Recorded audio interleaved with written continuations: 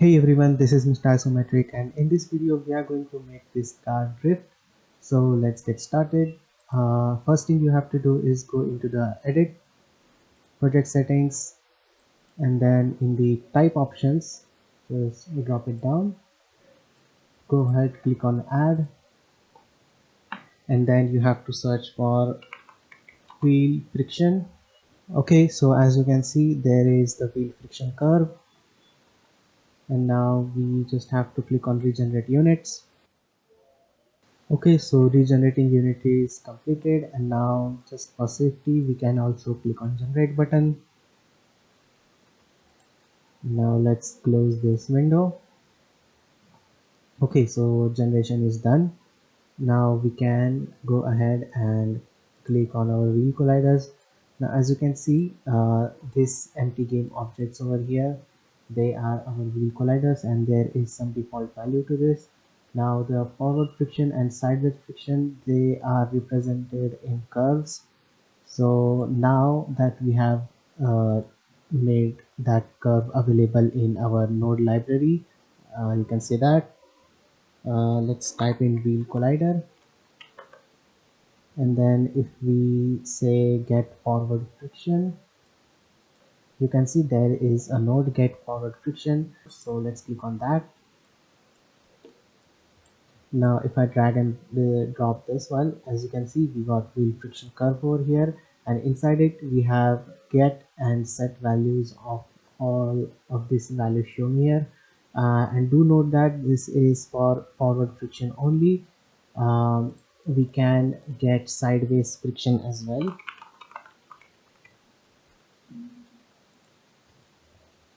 And if we drag and drop this one, we get the same values over here as well.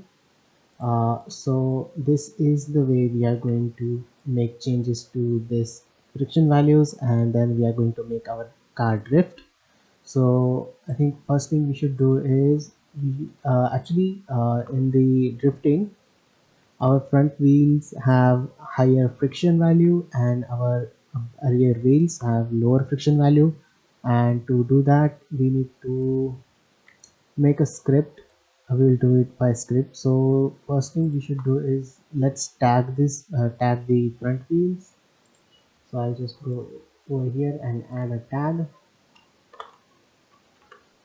front wheel, and I hope they okay. Now let's give them tag front wheel, and we have to do the same with the back colliders. Let's add in a tag rear wheels. Okay, great. Now let's give them the rear wheel tag. And now the reason why I did this is because I'm going to use a for loop, and I want to distinguish between the front and back wheels so that we can change the friction. And as you can see in the default values, the asymptote values are different, like extreme slip and asymptote slip, they are different. So let us keep it that way because default values are good enough, good values actually. So now let's go ahead and let's create a keyboard input. Let's do that on keyboard input. So this is a event of keyboard, and we want to have a spacebar because I want my drift key to be a spacebar. You can choose any key you want from over here. Also my handbrake, which I just named it handbrake, it is a set motor torque. So I already have made variables over here. As you can see on my car body, I have this object variables. So front wheel, left wheel, back wheel and back left wheel, they are the first four are colliders, and the last four are its meshes. If you have followed along the tutorial you will know that. So just made these variables over here. These are the colliders, and I'm adding brake torque of 1000. You can change this to 500 if you want, but Okay, so brake torque is being applied to the back wheels whenever I press spacebar, and this jump is actually the, you can say, axis name for our spacebar. So it goes from 0 to 1, and the torque is applied, braking torque is applied to the rear wheels. So that's one thing to note.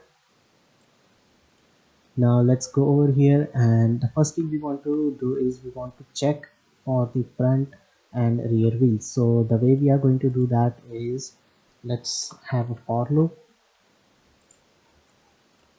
And we have to go from 0 to 0 1 2 3. So 0 1 2 3. Okay, now we should make a variable. Let's call it wheel collider.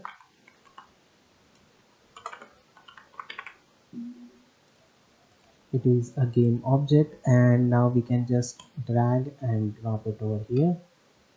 You can also make a list, but I think I'll go in this way. Now let's type in child, get child index. And now if you are familiar with Unity and what's happening right now, this empty holds this other empties, which are our wheel colliders. So basically these four are child of this wheel collider. That's why we are saying get child. So the zeroth child is this one, and this one is the third child. So we are going from 0 to 3. Now let's plug this space value over there, and we want to set the index over there. Then we can connect body over here. Remember, body goes for each loop, and exit goes for the last loop. So make sure that you plug body inside the trigger. So now this will go from each and every child, and now once we go from each and every child, we want to check if this transform, let's get tag, component get tag, and if this tag is equals to a string literal front wheel. Okay, so now let's check the name. F is capital, front, because it is case sensitive, so we want to make sure it is similar. Okay, so it is similar. Now this is our checker, and we can then run it through a if statement. So now this makes it looks like, by the way, we can make it, okay, let's just do this. We could directly just connect it over there, but let's just connect it through like this. Now this is, this will be, this will actually be very messy, so let's just create a super unit real quick. So let's go nesting, let's create a super unit, and we will call this super unit we'll check. Okay, so now let's remove that. I should have just done this from the start. Okay, so now let's select each and everything which you want to put inside this super unit. Control X to cut them. Let's double click on that super unit. Control V to paste it. So our inputs and our outputs. Uh, so in the input we want and update method. So update, let's call it, by the way, I think I should call it fixed update, so I'll just put in fu. The reason why I am doing this is because it will remind me that it is a physics object, like it is using physics. So even if I'm going to plug any update method in there or event in there, I'll make sure that it is fixed one. Not that it matters with the space key input on input keyboard space key, but yeah, that's just something I do. Now let's plug that out there. Now the output will be two trigger outputs. So first one will be front wheel. Let's copy and paste that again. And the second one will be rear wheel.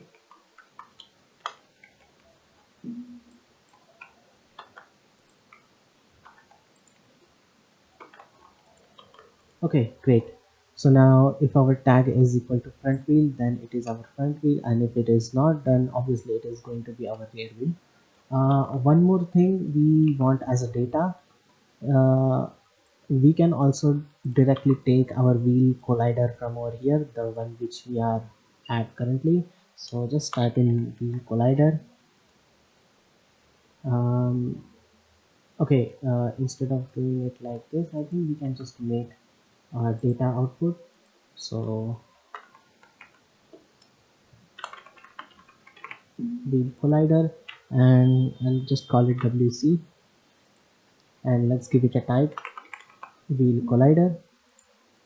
Great. So now this transform, obviously this transform goes from each and every one of them, okay, one by one. So it will also give the output of their wheel collider. Let me just grab them up like this. Looks, it still looks messy, but never mind. So as you can see, the wheel which we currently have, we will also take its wheel collider as an data output. So let's go back, and now as you can see, we got two outputs for one input, which is front wheel and rear wheel and the wheel collider. So the next step is to make our drifting like a controller for that. So create another super unit for forward friction.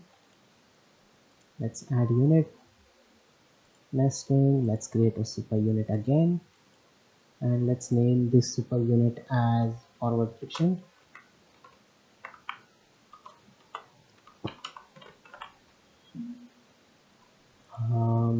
Now let's go ahead and double click on that. So our forward friction will have wheel collider input, wheel collider, and let's get forward friction. Okay, great. And in the inputs we will give WC. Okay, I think I should just type in the update, and we need data input. So WC over here, let's give it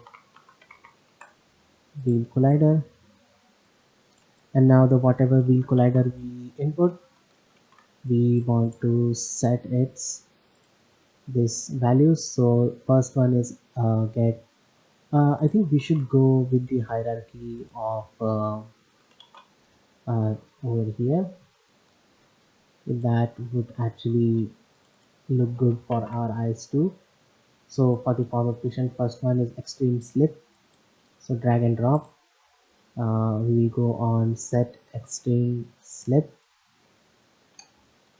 and now we also want to do set. We also want to set the, sorry. We also want to set next is extreme value, and then by the way, we are not going to change uh, almost any of this value, but I mean we are only going to change the extreme value and asymptote value, but I'm making this node such that you can control any of these values. Okay, so it is going to be a long node, but it will be a worth it. So then the next is asymptote slip. So set asymptote slip, and then the next is asymptote value. Set asymptote value, it's over there, and the last one is stiffness. So set stiffness over there, and now as you can see, this is not where it gets sets, but we have to actually set it. So there is another node for the wheel collider, which is set. So set forward friction, there it is. And as you can see, it has that input over there. We are not going to output any values, I think, but we do need to make them as a chain, because as you can see, there is no output over here. So we have to select them and click on this chainable. Just click on this I button over here, select a node and click on chainable. Let's do that for everyone.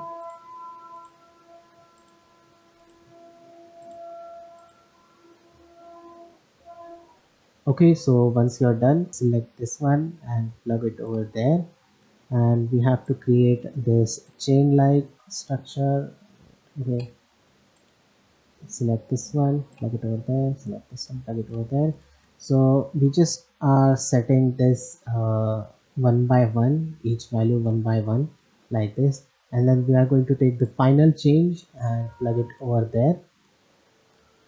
You can also take this update and you can plug it over there, make the same changes. So we are updating each and every value one by one, and let's plug that over there. You could take the final output. Let's do one thing. Let's go ahead and make another output key,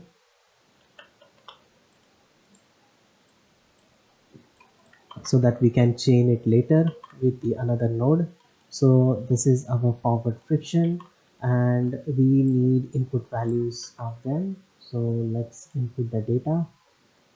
So they all are going to be float values. So first one is extreme slip. I'm writing it in short, or we can just write it ES as an extreme slip. Let's do that. That would be actually much faster. And let's give them the default value. Can we duplicate them? I think we could duplicate them. Yes, we can. But you have to then edit each and every one of their key. Key has to be unique. If you know how to make super units, then yeah. Then there is the extreme slip, extreme value, and then we also have, I just create it like this. Okay, I think my mouse double clicked it. No. Okay, extreme slip, extreme value, and then there is asymptote slip, AS, asymptote slip, and then asymptote value. Let's make them float. They all have default values. So asymptote slip, asymptote value, and the last one, stiffness. So we can just label it as S. Let's give it a float, and it has a default value. If you don't check this box, you have to like create a separate float variable like this in the outside node. So just make this it is easier to do it this way. So we are done with the forward friction. So this is our final node in which we set our forward friction for any wheel collider we input. So now this is for the forward friction only. Now let's do the for the sideways friction. So select this super unit, Control D to duplicate it. We will just set it to sideways. Now let's open up this one. Let's delete, or we can, I think, replace this. So let's replace this one with set sideways friction, and there you go. Just plug that over there. Okay, this is the set node. We have to replace it actually with the get node, sideways friction. So get sideways friction. Okay, now let's replace this one with set sideways friction. So as you can see, the forward is now replaced with sideways, and now we have both nodes, forward and sideways friction. So we can just plug them into the front wheel, so they are now front wheels. And don't forget to plug this wheel collider over there. So now anytime any front wheel gets in input, then they will get triggered. Now let's control duplicate them again, and I think before duplicating it, I will just input the default values over here which are available, because default values are pretty good. So for front wheel it's 0.4, 1.8, and the end of the video we will talk about wheel colliders in depth, like the curve and stuff. I have graph made over here in the Photoshop.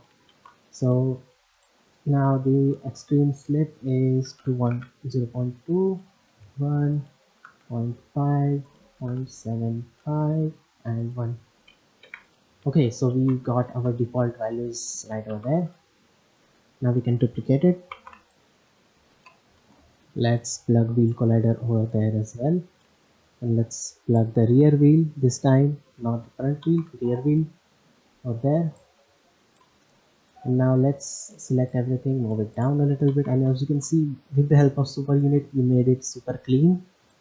So now hold down control and make a group.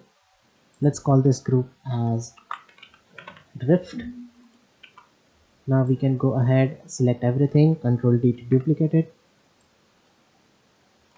and now we will call this as default, because after setting value you have to actually again reset the values to its original. So when I press spacebar down, I want to change the friction to the drift values, and when I take my spacebar up, I want to make it to the default values again. So with the help of experimentation, I found out that you have to have front wheels again. I think I said it earlier also. Your front wheel has to have good friction, but your rear wheels have to have less friction. So what we are going to do is we are going to change the values which I already know. I think I will just start the game, and then I will make changes to the value. Okay, so our game is playing now, and we can drive our car around. It's going left, it's going right. Nice. Press spacebar. Spacebar is working, handbrake is working, and our values are setting. And I just remembered something which I think is very important. Um, if you go over here, as you can see, actually this happened with me last time when I made it. So this for loop is going from 0 to 3, yes, but the body is only going till 2 and not a 3. And to go and to make it till the 3 value, because it is not updating our the last wheel BRWC, which is back right wheel collider. So just make this as a 4. I think the last trigger goes into the exit. We could just plug exit over here, but I think I'll just make it 4. Also go over there, because they are embedded super units, you have to make changes in both of them. That's why I duplicated it before adding the values. Okay, great. They will be saved. Now that out of the way, and now let's make the values to the ones I found that makes the car drift. I'll just click on this value button to hide those node values. Yeah, though that's handy. Let's make it big. And now the values which I found that made car drift was to change this asymptote value to 1, and the back one, let's make this to 0.5. Okay, so asymptote value 1 for that, and asymptote value for the sideways friction 0.5. Also the asymptote slip, let's bring that closer to the asymptote extreme slip, so let's make it 0.8 for the sideways friction. and we have to do the same values for the this one as well. So for the okay, let's take this one as well. Let's make it 0.4, 1, 0.8, 0.5 and 1. Okay, this one is 0.4, 1, 0.81. So we have to do the same changes to other wheels. 0.4, let's make this 0.4 as well. 0.8, that has to be 0.8, and then 1 over here, 0.5 over there, and let's keep the stiffness 1 for the rear wheels. We are going to make them slightly less, and I'll show the reason why. Now let's go ahead and play it. Now when I press spacebar, as you can see, it drifted a little bit. Let us catch some speed and then I'll drift it. This is me normal turning, and now let's press spacebar. As you can see, it is drifting a little bit. Okay,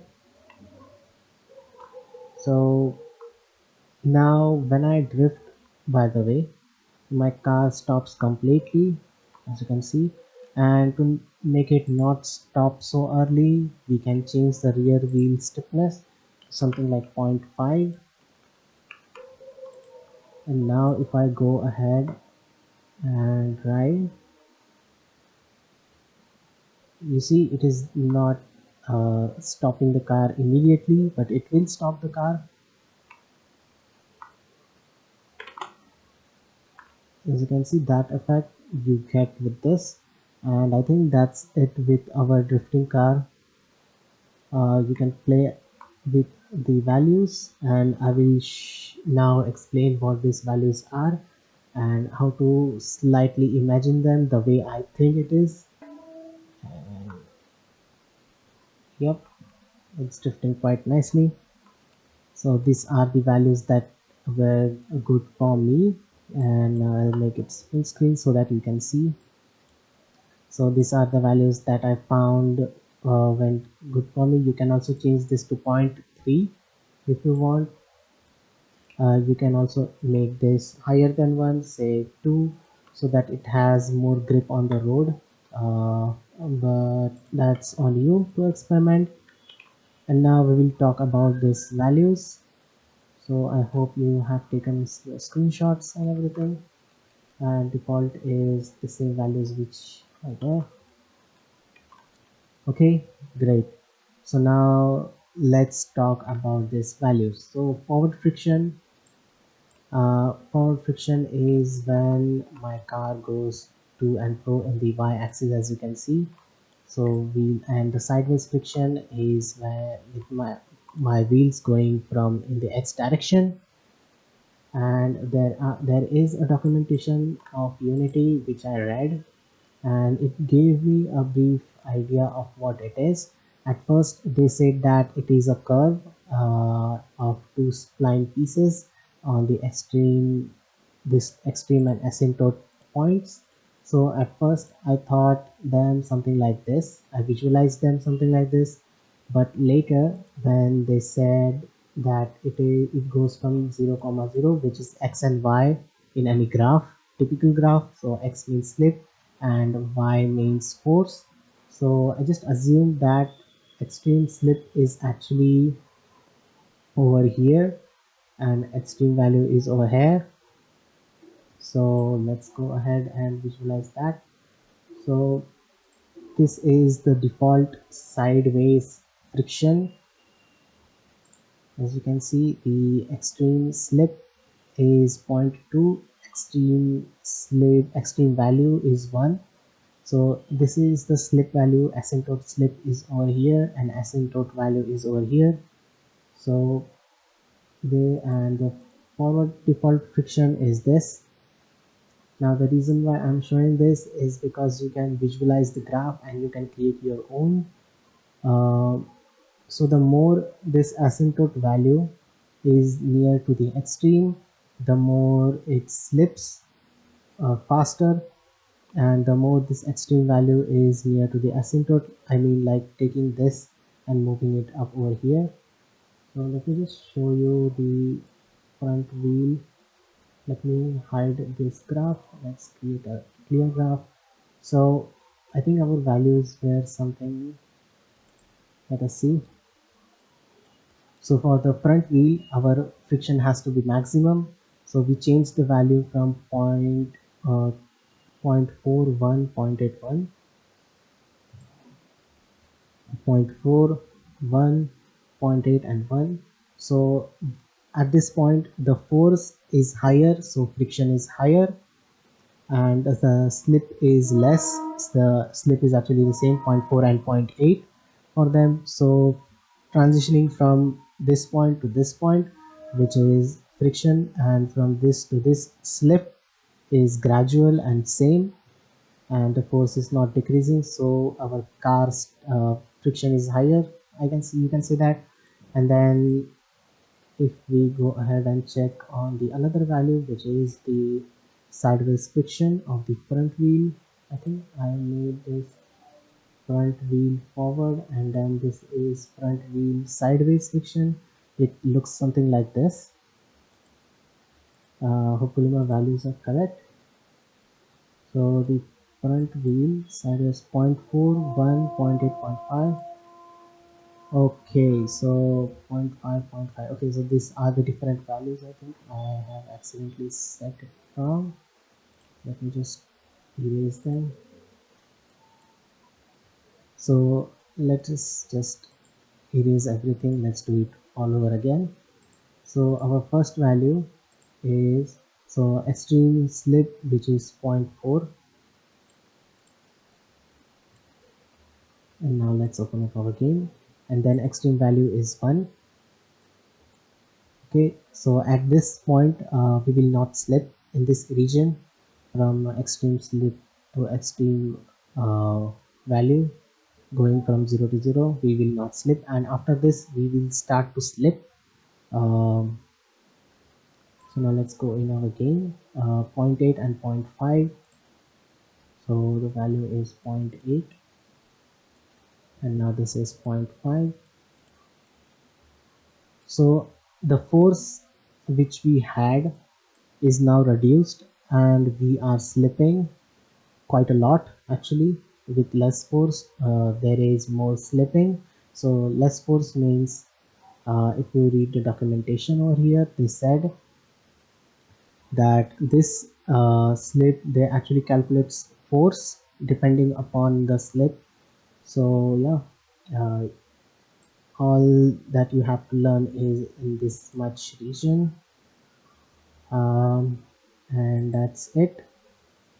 So experiment with it. You'll understand that this creates slip and this creates friction. So the more the force, the greater the friction. The less the force, more the slip, and it will slide more. Okay, this was really brief, but still experiment with your values. Try to keep, one more thing, try to keep this curve, this asymptote, greater than the extreme point, because then it will destroy the curve if you go. And I mean, the physics will be wonky, and you don't want that, because the default curve which they showed in their documentation is something like this, and we should keep it like this. And depending upon you, if you like the asymptote to be less, asymptote slip to be less than extreme slip, then go ahead, do it. So yeah, that's it. That's how you make your car drift in Unity. You know, you can just ask for tutorials. Someone just asked for this tutorial in the comment section, and I have made it. It is possible. Okay, so I read comments. Do comment down below if you need any specific tutorials. There are a lot of tutorials online, but sometimes your needs are specific, and I'm here to help you if I can, with the help of visual scripting, that is. And hope you all enjoyed this video. Thank you so much for watching. Subscribe, like and share.